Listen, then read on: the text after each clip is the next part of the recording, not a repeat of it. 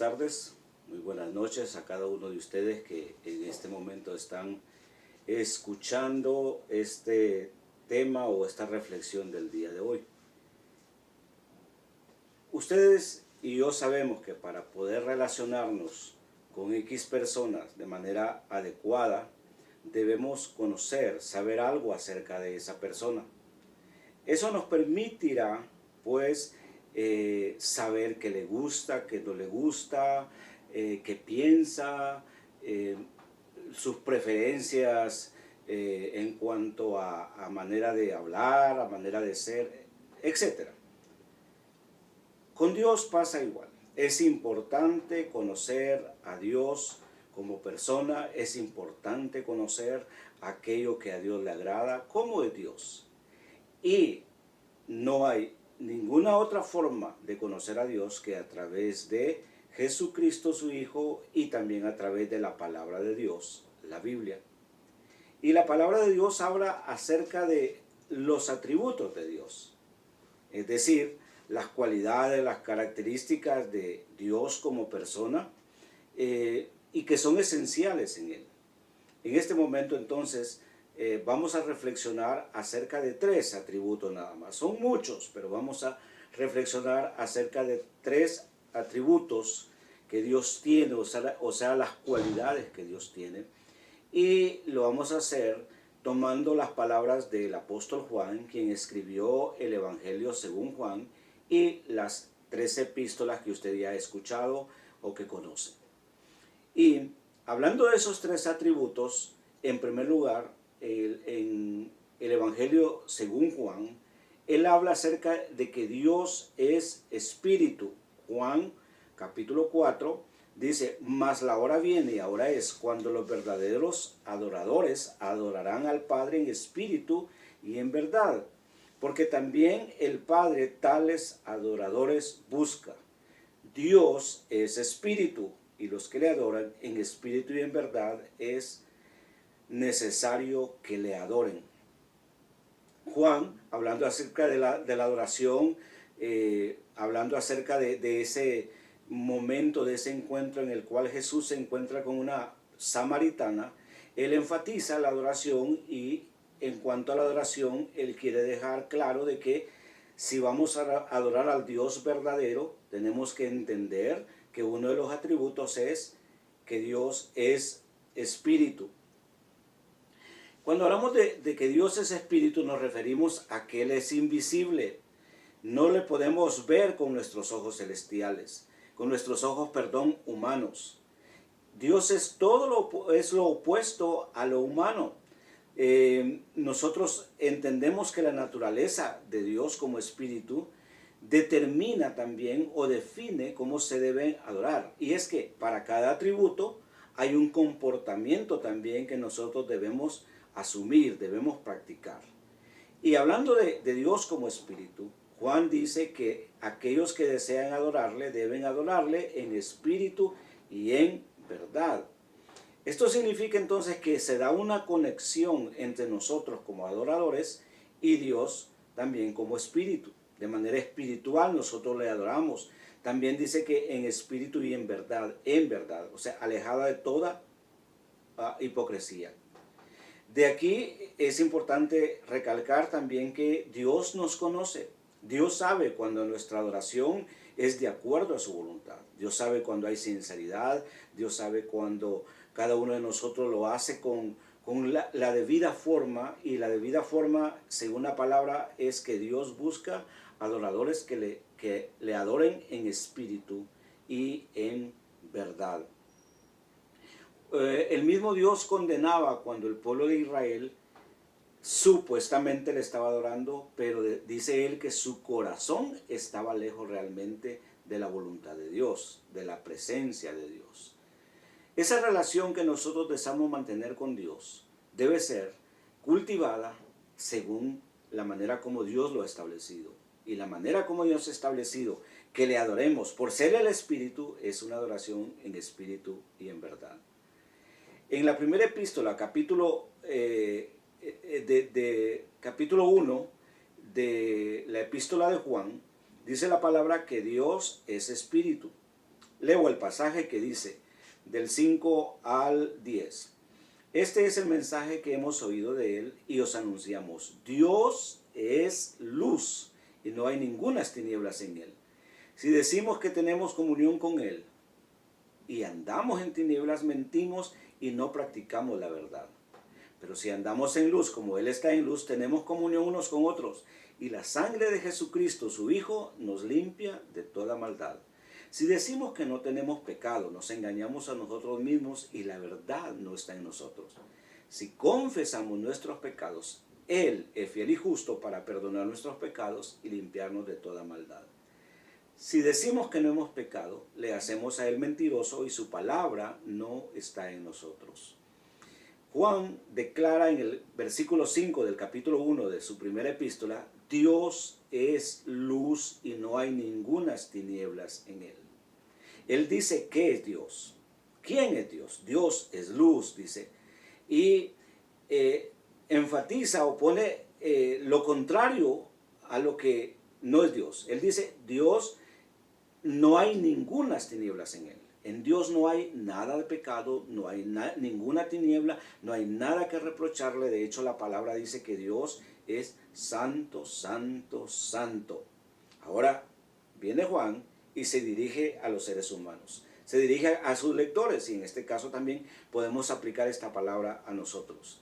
Si decimos que tenemos comunión con Dios, estoy parafraseando, y andamos en tinieblas o vivimos en tinieblas, mentimos y no practicamos la verdad.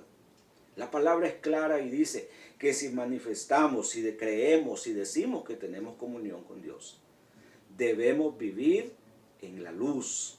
Porque si vivimos en tinieblas, mentimos y no practicamos la verdad. Luego el apóstol dice, pero si andamos en la luz, como Él está en la luz, tenemos comunión unos con otros y la sangre de Jesucristo nos limpia de todo pecado. En otras palabras, luego de hablar de la comunión, Dios y cada uno de nosotros, Él habla acerca de la comunión unos con otros, los seres humanos, en este caso con los cristianos, con los hermanos, y dice, si andamos en luz, tenemos comunión con aquellos que también viven en luz. Y esa sangre preciosa de Jesús nos limpia de todo pecado. Y si seguimos desarrollando, pensando en el pasaje, dice, si alguien, voy a aplicarlo, si alguien dice que no tiene pecado, se engaña a sí mismo y la verdad no está en él. Si confesamos nuestros pecados, Él es fiel y justo para perdonar nuestros pecados y limpiarnos de toda maldad. Si decimos que no hemos pecado, le hacemos a Él mentiroso y su palabra no está en nosotros. Primero, decir que no se es un pecador es engañarse a uno mismo.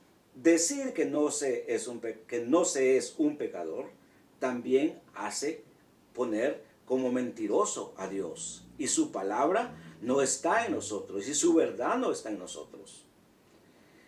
Diremos entonces, ¿seguimos siendo pecadores? Nosotros somos pecadores, los que hemos creído en Jesucristo, que han sido justificados. Hemos sido justificados, somos nación santa, pueblo por Dios adquirido. Ese es un milagro, esa es una gracia que Dios nos ha concedido. Por eso es importante entender que al Dios ser luz, nosotros debemos vivir también como hijos de luz. Y aquí hay algo importante en cuanto a la luz. La luz alumbra a los hombres. Dios alumbra a los hombres. La luz manifiesta el pecado del mundo.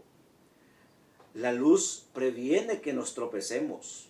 La luz prevalece contra las tinieblas. Y la luz se refleja en nosotros, los hijos de Dios. ¿Sabe? La frase Dios es luz es muy importante, muy significativa, porque se usa para describir el mensaje y a Dios mismo, mostrando que lo que Él es y lo que no es. El mensaje que nosotros tenemos, el mensaje que transmitimos es un mensaje de luz. ¿Por qué? Porque el origen de quien viene ese mensaje, de Dios, Él es luz. Por eso es importante entender esta parte. El tercer atributo del cual nos habla el apóstol Juan es el amor. Y dice que Dios es amor. En el capítulo 4, él enfatiza lo siguiente, o él enseña lo siguiente: amados, amémonos unos a otros porque el amor es de Dios. Todo aquel que ama es nacido de Dios y conoce a Dios. El que no ama no ha conocido a Dios, porque Dios es amor. En esto se mostró el amor de Dios para con nosotros, en que Dios envió a su Hijo unigénito al mundo para que vivamos por Él.